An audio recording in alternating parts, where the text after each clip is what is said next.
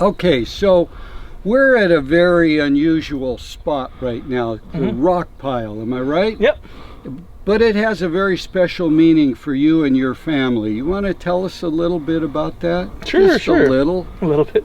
Yeah, so right now we're on Rockpile. This is our largest single piece of land. This is an 82-acre parcel.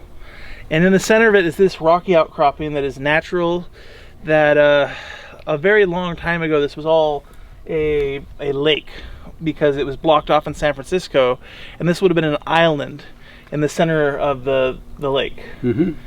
So it's a rocky outcropping going above the surrounding flatlands. I mean, it's very flat out there, and we are the only sort of up in the air, about 15 stories up in the air, I would say. Yeah. 150 feet? Yeah, about 150 feet above the surrounding plains. Okay. Wow.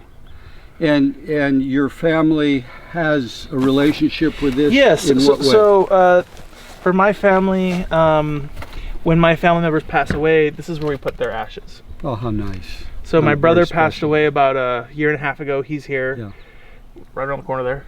My grandfather, my grandmother, several of my aunts and uncles, and for us this is a really important place for my family. So we try to take care of it, and it's beautiful. It's just really different from everything else around. There's nothing else like Rockpile. Wow, thank you for sharing. We've been asked before, and I'm going to do it this time. What got you into your rare fruit interest? Well, I have been interested in rare fruits my whole life. My father, he was somewhat into it when I was a kid, and but when I was in high school, I really got interested in rare and exotic fruits, and I attended the 2003 Festival of Fruits, and I just saw all these really cool things. And then I went to college, and then I spent 6 months in Mexico, and that really got me more interested. That was Cal Poly Pomona? Or another college at that time? First I went to Cal State Bakersfield. Okay. Then I lived in Mexico for about 6 months. Then I lived in Florida for a year. Then I came back here, went back to the community college, and then I went to Cal Poly Pomona. But the Festival of Fruit was at Cal Poly Pomona years before I decided to go to school there. Yeah, yeah. And if you had to pick a fruit that sort of, you said this is the first tropical fruit, I'm sold, what would it be? What sold me was probably mame sapote. Going to Mexico and seeing these things that just taste like pumpkin pie, and they were so cool. Yeah. I still really love mame. Yeah. But one of the things that has been really helpful to me has been the California Rare Fruit Growers, or the CRFG. I became a member for the first time in 1998, so I've been a member for 20 years. Okay, yeah. Off and on. And I understand congratulations are due. You have just become the newest president of the Bakersfield chapter of the CRFG. Kern County CRFG chapter. Just recently. Yeah, like a week ago. Oh my, congratulations on that. And I just also going to school, the CRFG, I received scholarships from the Orange County chapter and from the entire organization. Right. And that helped me become an exchange student in China. That was part of my funds for studying abroad and learning even more about fruits. Oh, that's fantastic. So I'm very, very grateful to the CRFG, and I'm glad that you guys have allowed me to be a member and grow with you guys. Okay, we have here this is a California native plant, and we've got these little look like little acorns almost. You take the shell off, and then this is the inside part here. And I like to eat them. You don't really get much nutritionally from eating them.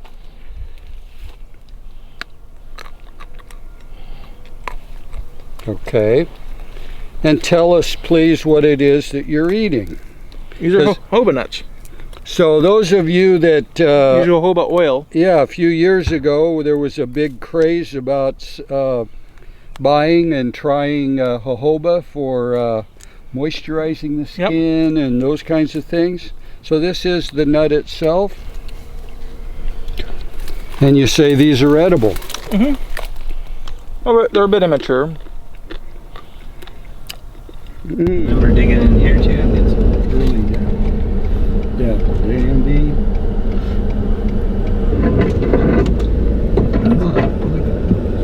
Those are cherums on the other side. oh yeah, they're there. Those are cherries crossed with plums. These are? Yeah. Waiting for Rick. Oh, Rick's reaching.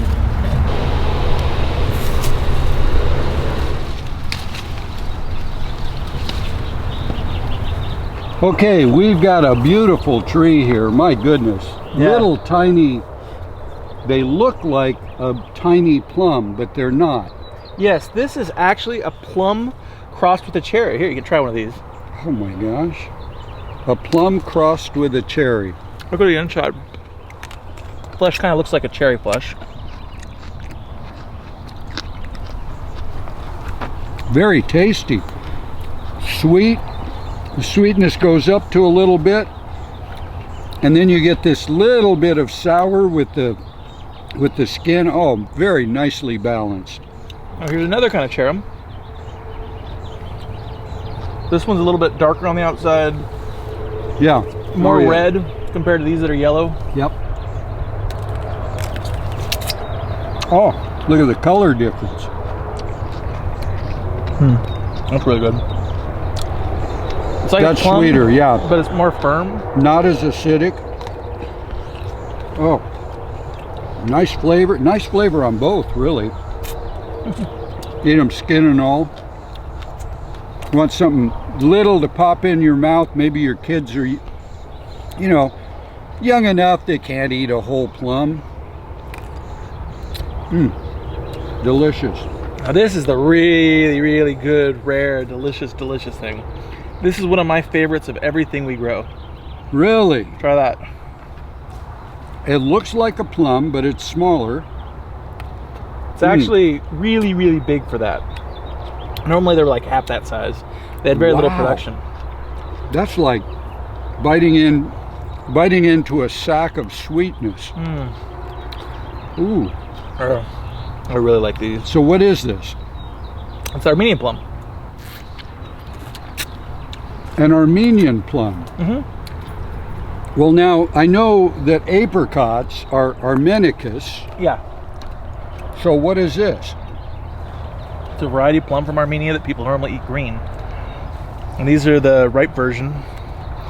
This year we had a frost, so a lot of the fruit were knocked off, and the ones that were left were much bigger than they normally are. Normally Okay. they're, you know, the size of a cherub or smaller. But this Yeah. year they're huge Wow. for that variety. Wow. I've never eaten one of these. Yeah. And I'm Armenian. How would you? Half of me. That's Probably beautiful. one of the best thing I got on the farm right now. Wow. Yeah, they're really good. Oh, that's like a big sack of sweetness right in there. Yeah, Just they're really delicious. Nice. Yeah. Really nice. I really like them. I hope you all come out and try these. These are amazing. So right here, this is a giant lily pilly plant. This was, I found this in a neighborhood in San Diego, and I collected the seeds and brought them back. The fruit were the size of a, you know, again, like a big cherry, and I think this will be a pretty cool crop. This is my 2 experimentals, and they're just covered in fruit. So I'm really excited about them. You asked about the yang may? They're right here. All right, so these trees here are all yang may trees in the ground, growing in Bakersfield, California. So there's very little information available on how they grow or any of their cultural practices. So you can see here I have 1, 2, 3, 4, and 5 trees, and you know, hopefully next year I get a crop. So this right here is a fruit called chañar, which is a fruit that grows wild in the Atacama Desert and northern Argentina. It's supposed to taste like apricots, but it's a member of the pea family, and they just have beautiful foliage, and I'm hoping they'll have a nice crop of fruit. Haven't tried it yet. Okay, so we are at a rather interesting looking berry, a little different than some of the others, and it is a very special one to the Murray family. Yeah, this is something that my great-grandfather had grown around the turn of last century in Riverside, and they just called them red berries. And we call them Murray berries because we've had them for about 100 years. And they did some genetic testing that said that they have Japanese wineberry genetics and Australian wild really? raspberry genetics. Okay. But it's a high acid raspberry that has a nice flavor. When you cook them, it tastes like rhubarb. Yeah. It tastes a lot like red currants. Nice. I grew wine berries years ago. Little tiny berries, reddish berries. And these are small berries. Very nice flavor. Very mellow, no acid. Well, these have acid. They are? Oh yeah, try that. That's acidic.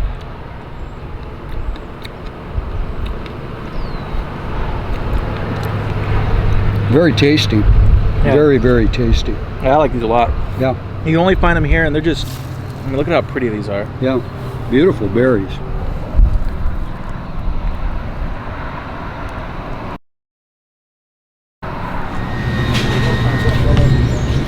Yeah, as soon as I drop, I'm gonna go.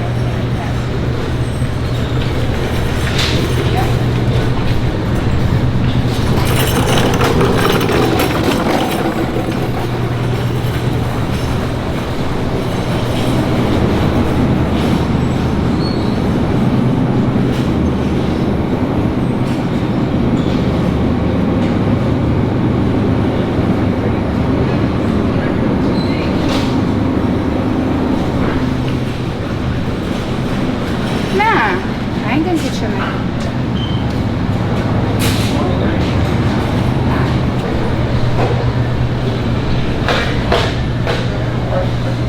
Okay, before we go, I've got to introduce you to some of the members of our crew. We've got a rather large crew today, and on our far side we've got John McNeil, who was working with the blinding light in our eyes and reflecting the light so that you could see in some of the dark places. And we've got Rob Clough over here, who was helping doing some of the carrying and lifting and eating. We're at the Red Barn building. Big Red Barn. Big Red Barn. And open how often? Every day? Every day from 8 to 8. From 8 to 8 in the morning, 8 in the evening. Yeah. And you can get All wonderful kinds of great food, stuff, yeah. all kinds of fruit, everything that you saw us eat. From these little cherry plums, they're inside. We just left them, but you got to be here in season. So right now it's mid-June, and they'll be still going for how much longer? Probably another 2 weeks. Another couple weeks. So Yeah. then something else will come into fruition. So Yeah. well, thank you so much for inviting us out today. I'm It's beautiful sure here. I'm sure all of our members that are watching this and friends that are watching this, I hope you learned something interesting today. I'd like all of you to please like or love us on Facebook. By all means, share this video with others. The more people that get a chance to see this, the more that we all learn. And please do subscribe to us on YouTube. You know, it's with your help and your help alone that, you know, we get this message out. So goodbye to all. Thank you again, Steve. We really appreciate it. Visit me in the farmers markets. Yeah.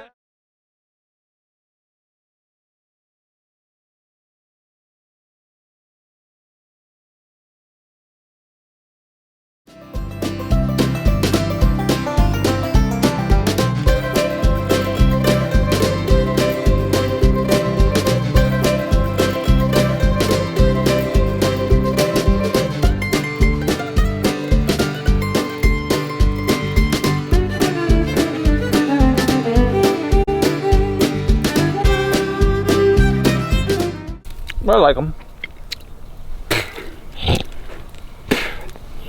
Those are great. Where we're going, we don't need roads. Mm-hmm.